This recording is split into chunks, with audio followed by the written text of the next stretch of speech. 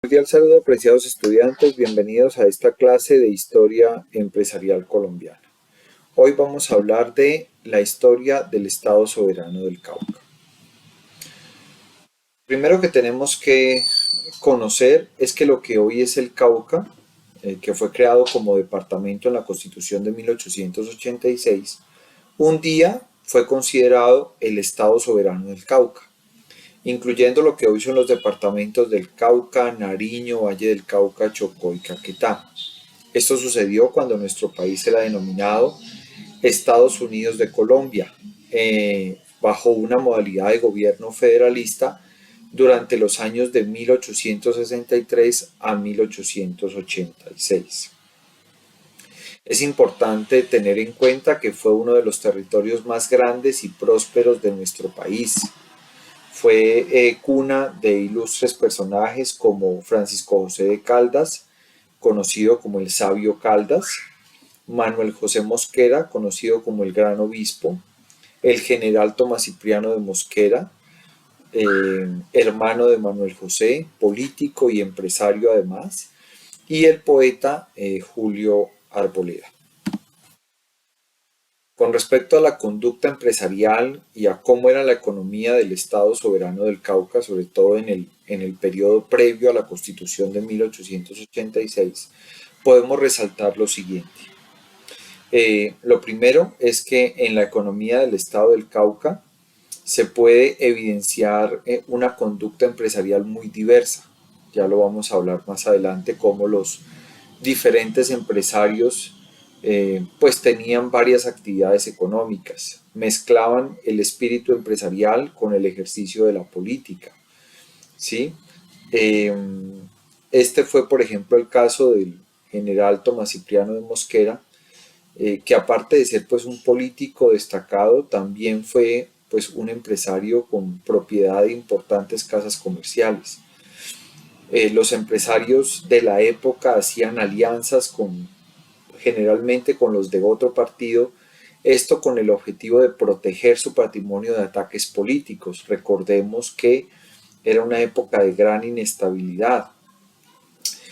La masonería, que es una fraternidad cerrada dedicada a la promoción del conocimiento, el humanismo y la filantropía, digamos que fue un ambiente propicio para entablar ese tipo de relaciones de interés político, comercial y económico, puesto que era una fraternidad donde no importaba la filiación política, la ideología de las personas, no tenían nada que ver y pues eso les permitía entablar cualquier tipo de relaciones y vuelvo y digo, la hacían con políticos del partido contrario con el objetivo de que si se volvían al poder, pues proteger un poco sus inversiones. En muchas ocasiones los empresarios contribuyeron al desarrollo de la región, financiando mejoras en infraestructura, aparte de ser un periodo de inestabilidad política, de turbulencia, digamos era un periodo en el cual se estaba consolidando un Estado y en esa consolidación pues había muchas deficiencias a nivel de infraestructura del país, sobre todo a nivel de comunicación y de vías. Entonces digamos que fue ese escenario propicio para que estos empresarios, digamos, pudieran financiar mejoras en infraestructura de vías, de comunicación, como ya lo dije, buscando no solamente, digamos, un beneficio social, sino que obviamente pretendían una renta por la administración de dichos bienes y además mejorar el ambiente para hacer sus negocios. Es decir, cuando un empresario construía una vía, lo hacía porque podía administrar esa vía mediante el cobro de lo que hoy conocemos como, por ejemplo, los peajes. Y además, digamos, la vía le permitía el mejor traslado de sus mercancías y eso en últimas pues se veía reflejado en su economía, en los resultados de su actividad económica.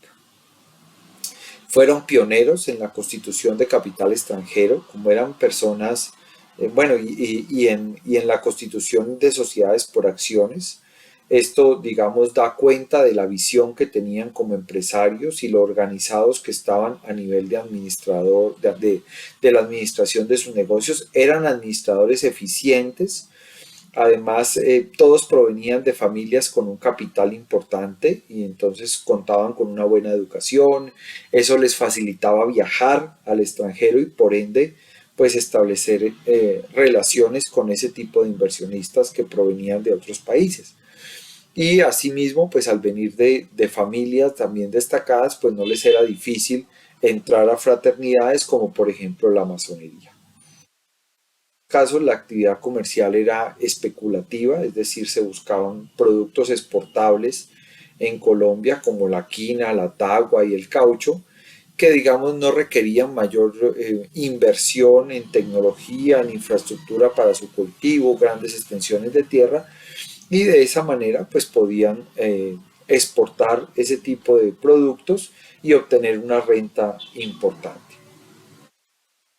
También es importante hablar de que estos empresarios buscaban no solamente capital, digamos, representado en dinero, sino también capital político.